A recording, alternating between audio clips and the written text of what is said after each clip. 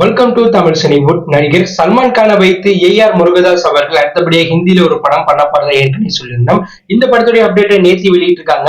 இந்த படத்துக்கு சிக்கந்தர்னு டைட்டில் வச்சிருக்காங்க. இந்த படத்துடைய ஷூட்டிங் அடுத்த வருடம் ஜனவரியில தொடங்க போகுது.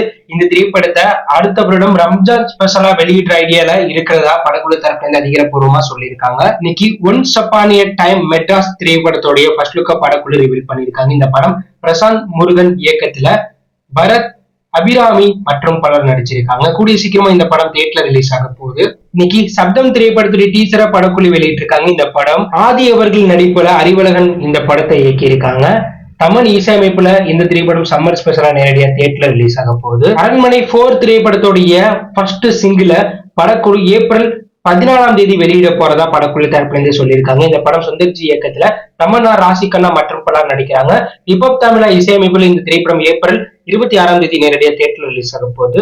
நடிகர் சிவகார்த்திகேயன் அவர்களுடைய அமரன் திரைப்படத்தை படக்குழு செப்டம்பர்ல ரிலீஸ் பண்ற ஐடியால இருக்கிறதா பரபரப்பு தகவல் வெளியாயிருக்கு.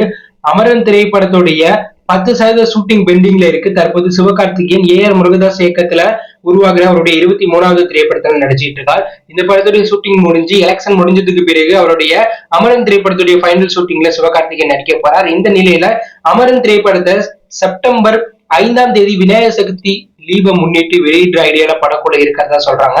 இதே செப்டம்பர் 5ஆம் தேதி தான் தளபதி விஜயோடைய தி கோட் திரைப்படம் வெளியாக போகுது. சோ அப்படி இந்த 2 படமும் ஒரே நாள்ல வெளியான இந்த 2 படத்துக்கான எதிர்பார்ப்பு இது வரும். முதல்ல சிவகார்த்திகேயன் விஜய் கூட நேரடியா தியேட்டர்ல மோதுவார். ஆனா இந்த கிளாஸ் நடக்க வாய்ப்புகள் கம்மி தான்.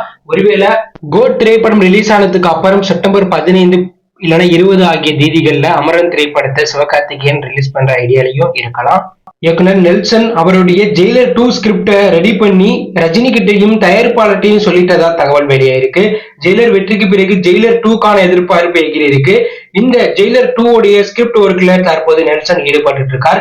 இந்த முதல் கட்ட ஸ்கிரிப்ட் ஒர்க்க ரஜினி கிட்டையும் தயாரிப்பாளர்கிட்டையும் சொல்லி ஸ்கிரிப்ட ஓகே பண்ணியிருக்கார் நெல்சன். தற்போது இந்த ஸ்கிரிப்டையே இன்னும் மாசாக்க பாத்தீங்கன்னா நெல்சன் அவர்கள் பட்டை தீட்டிட்டு இருக்கார். தற்போது ரஜினி அவருடைய 171வது திரைப்படத்துல ஜூன் ஜூலைல நடிக்க போறார். அந்த படத்தை முடிச்சுட்டு இந்த வருடம் இறுதி அப்படின்னா அடுத்த வருடம் தொடக்கத்துல ஜெயிலர் 2ல ரஜினிகாந்த் அவர்கள் நடிக்க வாய்ப்பு இருக்கிறதா சொல்றாங்க. தளபதி விஜய் அவர்களுடைய தி கோ திரைப்படத்துடைய ஷூட்டிங் தற்போது ரஷ்யால நடந்துட்டு இருக்கு. இன்னைக்கு படத்துடைய இயக்குனர் வெங்கட் பிரபு, அர்ச்சனா கல்பாத்தி ரஷ்யால எடுக்கப்பட்ட ஒரு போட்டோவை வெளியிட்டிருக்காங்க.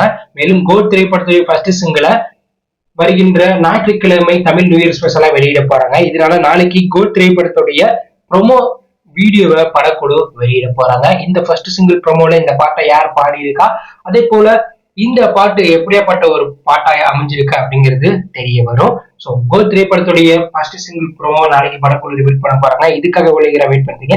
இங்கிலீஷ்ல நீங்க எந்த படத்துக்கு ரொம்ப வெயிட் பண்றீங்க அப்படின்னு கரெக்டா கமெண்ட் எழுதி பண்ணுங்க. இது பிடிச்சிருந்தா லைக் பண்ணுங்க, ஷேர் பண்ணுங்க, கமெண்ட் பண்ணுங்க, மறக்காம நம்ம சேனலை சப்ஸ்கிரைப் பண்ணி ஃபாலோ பண்ணுங்க. தேங்க்யூ ஃபார் வாட்சிங்.